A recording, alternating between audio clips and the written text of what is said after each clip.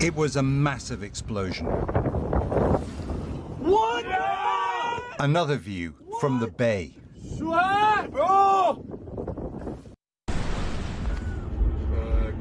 And from the streets. What happened? Oh my...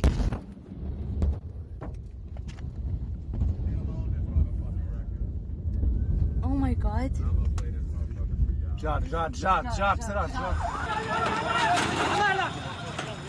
It looked as if dozens are dead and several thousand injured.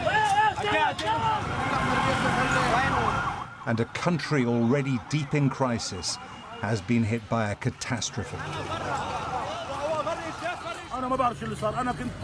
I don't know what happened. I was fishing. I heard there was a fire. I turned and started to head home and heard something explode. And then this happened. This was the fire in Beirut port. The flashes, they say, were fireworks. Then something much bigger ignited.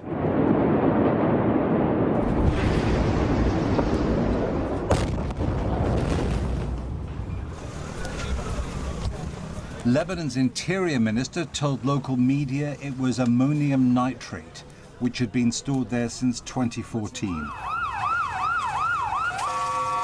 It can be used as fertilizer or to make explosives.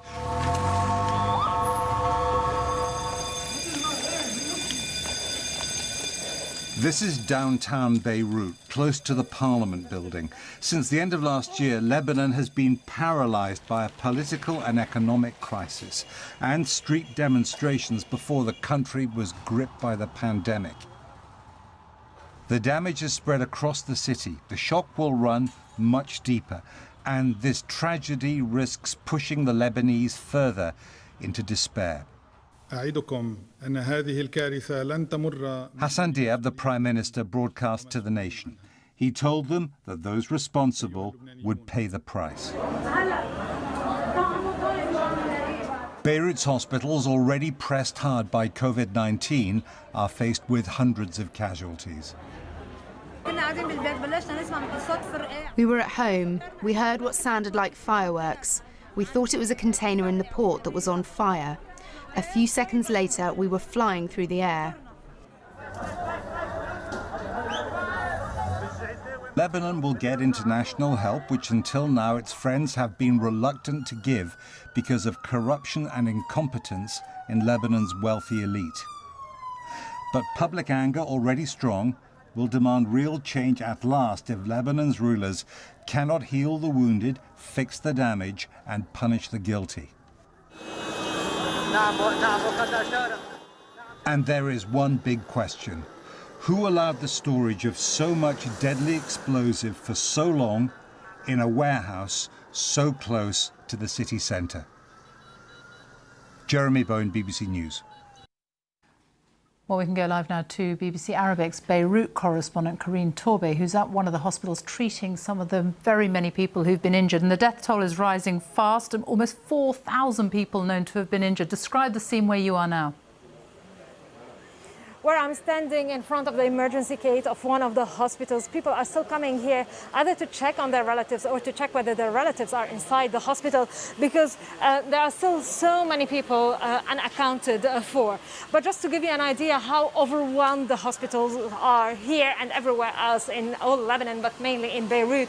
I mean, the injured have been brought to hospitals by thousands. They haven't been able to treat them only in rooms. They have brought them to corridors, to offices, everywhere. The whole hospital, every single space in the hospital has been turned into an emergency unit. People are still coming in here. You can see traces of blood all over the floor, and also you can see how distressed and how people are in real shock and panic. Hours after this incident, it's impossible to say what is the final toll, and whether this is, and whether we will see a rising toll throughout the night, because people are still being rushed into hospitals all over the country. Karine Torbey in Beirut there. Thank you. Well, our Middle East editor, Jeremy Bowen, is with me now. Terrible scenes in Beirut. We still don't know what caused this, but as you said in your report, this has come at a very difficult time, very sensitive time for Lebanon. Yeah, it's an appalling tragedy which has been inflicted now on a country that was already really suffering badly because of an economic collapse, because of a deep-seated political crisis caused by a whole welter of things, by COVID-19, of course. It's been badly hit by that, back into lockdown, hyperinflation, people's savings destroyed, real wages cut, you name it, they've had it, and now they've got this. And then there's the regional context as well. The Israelis very quickly said they had nothing to do with this. Normally they might leave that open if they had, so that sounds credible. The issue with them is the trouble down on the border in the south between Hezbollah, the Lebanese Shia group, close to Damascus, close to Tehran, and the Israelis. They have been locked in their own escalation in recent weeks. Now, this catastrophic explosion in Beirut will have consequences nationally and possibly even regionally if it further destabilizes Lebanon.